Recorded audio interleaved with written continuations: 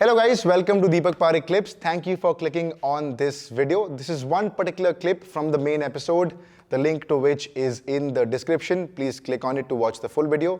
And meanwhile you're here, enjoy this clip.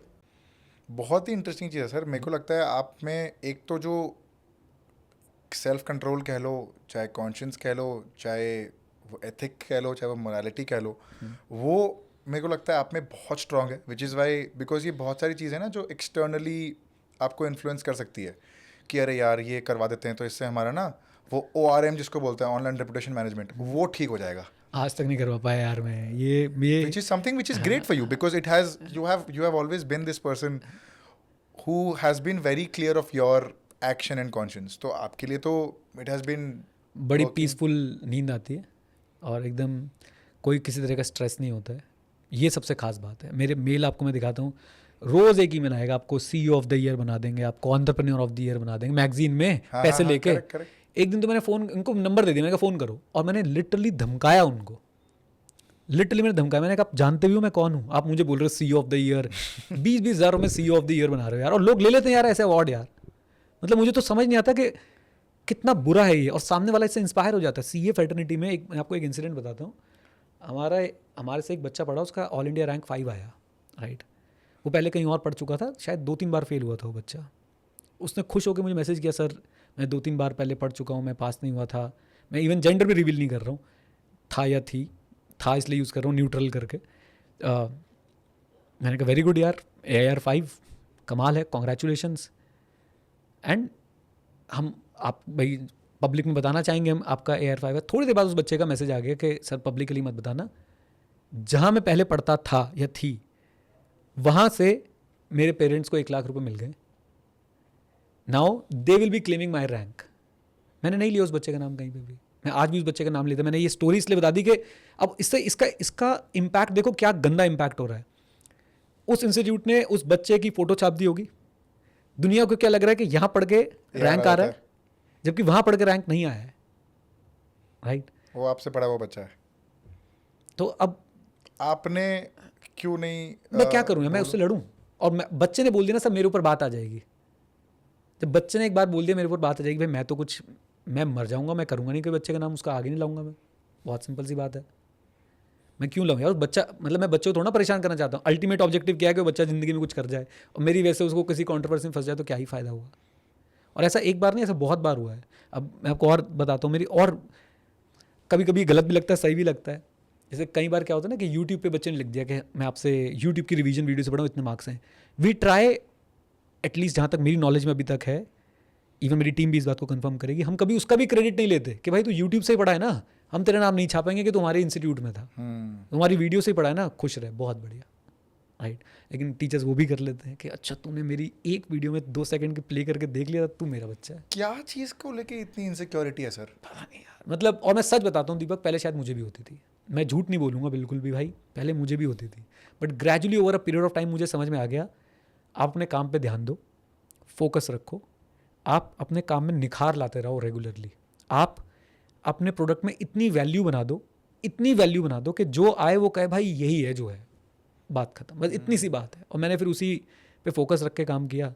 देखो आज भगवान की दुआ से चीज़ें जो हैं वो ठीक हो रही हैं, बढ़िया हो रही हैं. मतलब थोड़ा सा कल्चर वाली बात भी है. आप मेरे ऑर्गेनाइजेशन में कभी फ़ोन करो, आपको कोई कंपेल नहीं करेगा कोर्स लेने के लिए. आप ट्राई करके देखना 100%, और इसका वीडियो डालना. आप शायद आपको ढंग से इन्फॉर्मेशन भी नहीं देंगे, इतने नालायक है. आप फ़ोन करोगे हाँ भाई ये कोर्स चाहिए मुझे, वो बता देंगे अच्छा जी ले लो, ये रहा लिंक. वो ये नहीं बोलेंगे खरीद, क्योंकि किसी का इंसेंटिव ही नहीं रखा हमने. मैंने ये बोला ही नहीं ना कि आप मेरा कोर्स बेचो तो आपको 100 रुपये दूंगा, 200 रुपये दूंगा, 500 रुपये दूंगा, क्योंकि जहाँ मैंने वो इंसेंटिव रख दिया वहाँ बच्चे के ऊपर एक प्रेशर बनाना शुरू हो देंगे कि कोर्स खरीद. Getting a point? करेक्ट. हमने कभी वो इंसेंटिव रखा ही नहीं है. भाई बच्चा आया है, वो इन्फॉर्मेशन मांग रहा है कि आपका कोर्स फलाना कंप्यूटर पे चल जाएगा, इसके साथ कितनी किताबें मिलेंगी, वो दे दो, बस दैट्स इट. सेल्स वाली अप्रोच ही नहीं है.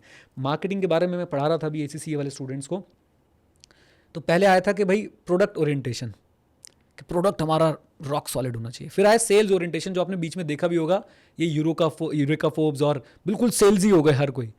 अब मेरे हिसाब से कस्टमर ओरिएंटेशन है. आप कस्टमर के बारे में सोचो, अपने क्लाइंट्स के बारे में सोचो. मेरे क्लाइंट्स मेरे बच्चे हैं, मैं हमेशा उनके बारे में सोचने की कोशिश करता हूँ. Again I am not perfect, मेरे से अभी भी कहीं गलतियाँ हो रही होंगी, बट मैं उनके फीडबैक को बहुत सीरियसली लेता हूँ और फिर मैं उसको सुधारने की कोशिश करता हूँ. That's it. इतना सा गेम है.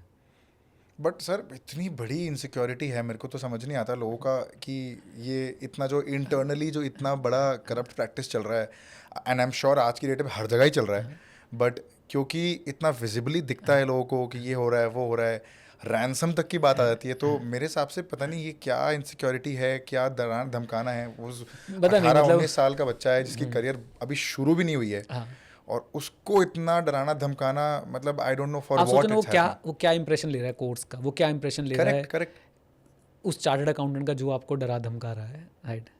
अभी मैं आपको जस्ट एक बात बताता हूँ. मतलब मैं तो यार अभी बच्चे मिले मुझे, मैं आपके पास आने से पहले एक मॉल में गया था जहाँ से मैंने 2 बुक्स जो आपके हाँ लिए जी. ली. तो वहाँ एक बच्चा मिला, तो मैं बुक स्टोर के बाहर ही था. मैंने उसको तुरंत सेम बुक परचेज करके, वो शॉक में हो गया, सर आप मुझे गिफ्ट दे रहे हो, मैं तो आपसे पहली बार मिला हूँ. मैंने कहा यार क्या है, मतलब आप कुछ सीख ही जाओगे ना किताब पढ़ के. लाइफ में ना आप अच्छा करो यार. आप मतलब आप अपने जूनियर्स के लिए तो इंस्पिरेशन बन ही सकते हो ना, and in a good way, not in a bad way कि ऐसा नहीं बनना है आपको. ऐसा होना चाहिए ना कि यार अब वो क्या होगा, वो बच्चा वो किताब पढ़ेगा, 4 बातें सीखेगा, और कहीं ना कहीं मुझे ऐसा लगता है आज से 10 साल बाद जब वो भी ऐसे कहीं घूम रहा होगा, उसे कोई उसका जूनियर मिलेगा, तो he will definitely give a book to his junior. Kindness pass on कर देगा वो. यस. और ऐसा इसलिए नहीं कि मैं बच्चों के साथ, अभी मैं बाई चांस मैंने अपनी गाड़ी पार्क करी और मैं अपनी पार्किंग में पार्क करी, मैं जा रहा था, मेरे हाथ में 2 बुक्स थी, तो मेरे पड़ोसी दिख गए मुझे. मैंने उनसे पूछा बुक्स पढ़ते हो, कहते हैं हाँ. मैंने उनको पकड़ा दी बुक. सो वो स्प्रेड ही होगी ना वो बातें. तो थोड़ा सा यार कर लो यार, अच्छी बातें स्प्रेड कर लो, क्या दिक्कत है. मतलब ठीक है, मतलब मुझे ऐसा लगता है कि अच्छे बन के रहो, अपने काम से काम रखो, काम बढ़िया होगा. आप बेहतरीन. स्ट्रेस लोगे, नेगेटिविटी पालोगे, काम नेगेटिव ही होगा और आप परेशान हो जाओगे बहुत ज़्यादा. Hello guys, thank you so much for watching the video. If you liked it, please like, share, subscribe, share it around on your WhatsApp, on your Instagram, Tinder, Bumble, every single where, because we need that traction.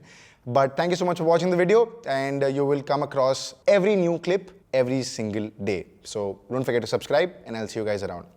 Thank you. Cheers.